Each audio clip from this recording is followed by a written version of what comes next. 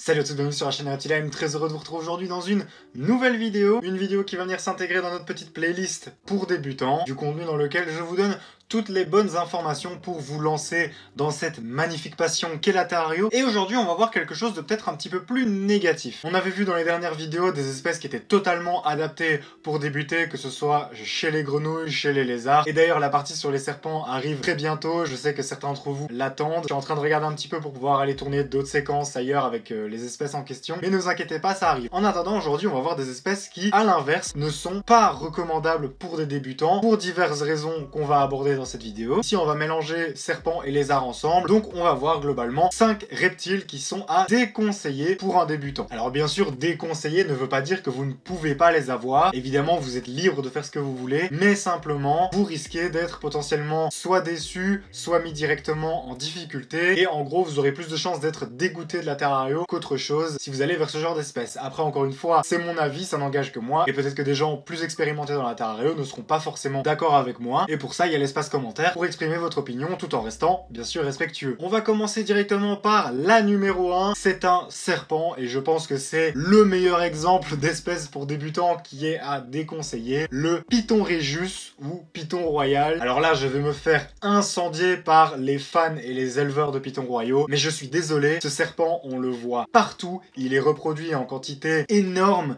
et pourtant c'est vraiment pas un bon serpent pour démarrer. Bon alors effectivement le Python Royal vous allez pouvoir trouver toutes les mutations génétiques au niveau des couleurs, vous allez avoir un panel monstrueux et trouver forcément un serpent qui vous plaît. Vous allez très facilement trouver des informations, en trouver à différents tarifs, ça c'est bien quand on est débutant. Mais par contre, l'animal en lui-même risque de vraiment vous mettre en difficulté. Déjà, le Python Royal, c'est un serpent qui est rapidement et facilement sujet au stress dans la manipulation, mais aussi tout simplement dans la maintenance. Et qui dit serpent stressé, dit généralement un serpent qui s'alimente pas ou très mal. Et quand on est débutant et qu'on s'y connaît pas forcément super bien et qu'on se retrouve avec un serpent qui va sauter des repas, qui va refuser de manger, et ben forcément ça met une situation de stress et après on sait plus quoi faire et on sait plus le gérer. D'ailleurs il y a beaucoup de pythons royaux qui refusent les proies congelées, qui ne mangent qu'au vivant, c'est dangereux pour votre serpent, c'est pas agréable de nourrir avec du vivant, bref c'est une véritable galère qui pareil peut être stressé au niveau de la manipulation et de la vie dans son terrarium, faut beaucoup de cachettes, c'est un serpent qui est vraiment très timide dans la nature, d'ailleurs même au niveau du comportement, mais là c'est un avis peut-être plus personnel, je trouve ça particulièrement chiant. En anglais, il l'appelle le ball python, le python boule, et il porte très bien son nom parce qu'il est parfaitement immobile. C'est un serpent qui passe les 3/4 du temps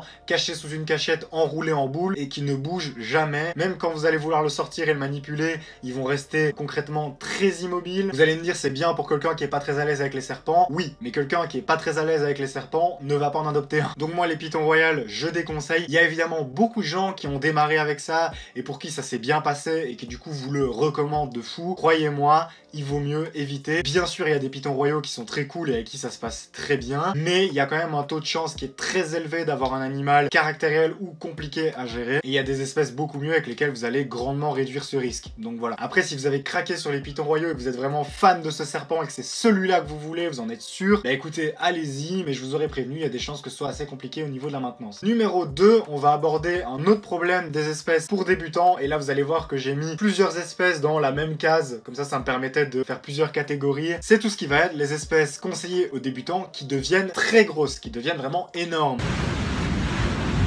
Énorme. Chez les serpents, on a par exemple les boa constrictors, on en voit très souvent, mais il faut bien se rendre compte qu'une femelle peut atteindre plusieurs mètres de long, très épaisse, c'est des serpents énormes qui demandent des grands terrariums, qui du coup mangent des grosses proies. S'ils sont caractériels, ils peuvent être vraiment dangereux au niveau de la morsure. Bien sûr, c'est pas venimeux, mais ça peut quand même être bien douloureux. Dans les lézards, l'exemple type, c'est évidemment l'iguane vert. Il y a quelques années, on vous le vendait en animalerie, des jeunes, pour une trentaine d'euros qui étaient issus d'importation. C'était vraiment un fléau total, parce que les gens, ils les prenaient, ça coûtait pas cher, c'était petit. Oui, mais le problème, c'est qu'un iguane vert, quand ça grandit, ça devient énorme, et c'est souvent des animaux assez caractériels, qui ont des grandes griffes puissantes, une mâchoire tout aussi puissante, et surtout, qui ont l'habitude de fouetter avec la queue. Je vous jure que c'est pas agréable. Alors bien sûr, on voit sur internet des vidéos d'iguanes verts qui sont super cool, qui vivent dans la maison et tout ça, mais ce sont des iguanes qui sont chez des gens qui s'y sont très bien préparés, et même comme ça, qui étaient pas sûrs d'avoir des réussites. C'est pareil pour tout ce qui est varan des savanes, téjus d'Argentine, c'est des espèces qui deviennent très grosses, qui demandent des terrariums terrariums très volumineux et on n'a pas forcément la place pour les avoir parce que quand on les achète, ils sont tout petits et ils coûtent pas très cher. Mais il faut bien se rendre compte que quand ça grandit, faut pouvoir le gérer. Je vous mets les vidéos d'un ami qui avait récupéré un TJU d'Argentine hyper caractériel. Il m'avait envoyé quelques extraits, c'est très impressionnant. Il pouvait même plus mettre la main dans le terrarium sans se faire attaquer par le TJU. Dans les espèces qui deviennent très grosses et demandent des terrariums très volumineux, vous avez le dragon d'eau. Alors là par contre au niveau du caractère, c'est relativement plus cool. Mais attention avec le terrarium, si vous avez énormément de place, c'est une espèce que vous pouvez prendre pour débutants parce que c'est un agamidé, ça va généralement avoir un caractère plus cool. Mais faites attention avec ça. Numéro 3, on a parlé d'espèces compliquées à maintenir de par leur comportement et leur stress. D'espèces compliquées à maintenir de par leur taille et leur caractère. On va parler maintenant d'une espèce compliquée au niveau de la maintenance. C'est un lézard qui a beaucoup de succès en captivité. Je vous avais d'ailleurs déjà tourné un tuto sur cette espèce qui a bien fonctionné. On va parler du Tribononotus gracilis. Évidemment, c'est un lézard qui attire beaucoup de monde de par son look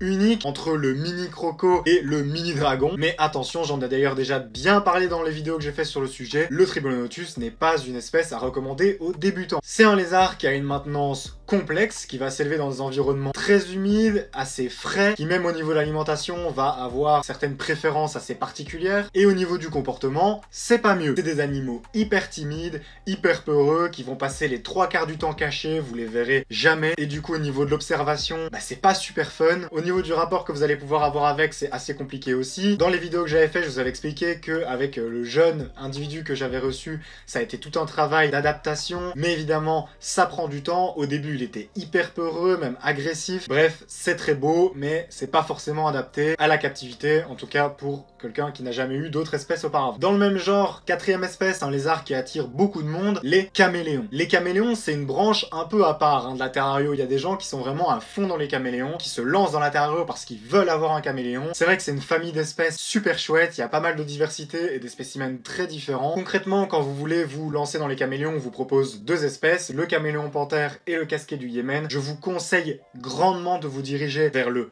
panthère. Il est un petit peu plus cher, mais par contre, il sera beaucoup plus agréable à maintenir. Pourquoi? Le casquet du Yémen a une réputation très caractérielle. Surtout les mâles, évidemment. C'est des animaux hyper territoriaux qui vont défendre leur territoire de tous les intrus, que ce soit d'autres caméléons, d'autres lézards, mais aussi très souvent votre présence à vous. Il arrive parfois qu'il y ait des caméléons casqués qui soient très cool et que du coup vous voyez des gens sur internet pouvoir les manipuler et tout ça, mais ce sont des cas très rares. La majorité des individus vont être souvent très territoriaux et ouvrir la bouche, vous menacer quand vous allez vouloir entrer dans le terrarium. Et encore une fois, si je peux ajouter un avis un petit peu plus personnel, le caméléon casqué est quand même vachement moins intéressant, même physiquement, qu'un caméléon panthère. Alors c'est vrai qu'il a ce casque très intéressant sur la tête. Par contre, au niveau des couleurs, on va rester dans des gammes de vert clair, là où avec les caméléons panthères, vous allez pouvoir aller chercher des spécimens magnifiques dans le rouge, dans le bleu, dans le vert. 5e et dernière espèce, ou plutôt catégorie d'espèces, on va aller voir dans les geckos. Alors chez les geckos, il y a des espèces qui sont tout à fait adaptées, mais par contre, attention, toutes les espèces de geckos ne sont pas forcément adaptées pour des débutants. Il y a des espèces qu'on va croiser assez régulièrement, comme les Stenodactylus par exemple. Bon bah là clairement je vous les déconseille. Oui c'est pas cher, ça prend pas beaucoup de place, c'est assez mignon et tout, mais par contre c'est ultra fragile. C'est des spécimens très souvent issus d'importation malheureusement, qui arrivent du coup souvent avec des carences alimentaires, voire des parasites et ce genre de choses. Et clairement c'est pas facile de les maintenir, étant donné qu'ils sont très petits, leur système immunitaire est très faible et ils peuvent rapidement avoir des problèmes, que ce soit même de l'ingestion de substrat, des problèmes d'hydratation, d'alimentation, enfin bref. À l'inverse, il y a aussi des geckos qu'il faut laisser tomber par leurs difficultés, notamment les Uroplatus. Et ça, vous savez que je connais bien, je suis un grand passionné d'Uroplatus. C'est clair que quand on est plus expérimenté dans la terrario, c'est un plaisir d'élever ce genre d'espèce, mais pour un débutant, c'est quand même fort précis, fort technique, il faut beaucoup de renseignements, mais au-delà de ça, il faut surtout de l'expérience dans ce genre de lézard. Personnellement, quand j'ai commencé la terrario, les Uroplatus, c'était un de mes goals absolus parce que je les trouvais juste magnifiques, mais j'ai attendu d'avoir un peu plus d'expérience. Parfois, on peut les perdre sans forcément savoir pourquoi, donc c'est clair que pour un débutant, c'est pas forcément fou. Il y a quelques espèces comme ça qui peuvent être un petit peu plus compliquées, qui en plus vont être plus rares avec des budgets plus élevés, donc voilà. Un débutant va pas forcément tomber dessus au premier abord, pas comme les autres espèces que j'ai citées dans cette vidéo, mais je trouve que c'est quand même important à préciser. Voilà, à vous renseigner selon vos envies. Comme j'ai dit, le but ici c'est pas de vous faire peur ou ni de vous décevoir. Je suis pas en train de vous dire que l'espèce que vous voulez absolument, il faut laisser tomber parce que c'est nul. Pas du tout. Si vous êtes vraiment à fond là-dedans, vous avez eu un coup de cœur et que vous êtes renseigné de fou et que vous êtes sûr de vouloir cette espèce-là, lancez-vous. Il y a des dizaines et même des centaines d'espèces de reptiles dans le monde et qu'on peut maintenir en captivité, qui vont être très chouettes à élever et qui vont vraiment vous donner la passion de la Terrario. Si cette vidéo vous a plu et qu'elle vous aura été utile, n'hésitez pas à mettre un pouce bleu et à vous abonner à la chaîne si vous la découvrez. Allez faire un tour d'ailleurs sur mes autres réseaux sociaux dans la description. Et nous on va se retrouver la semaine prochaine pour une prochaine vidéo. Merci à tous d'avoir regardé. Ciao tout le monde.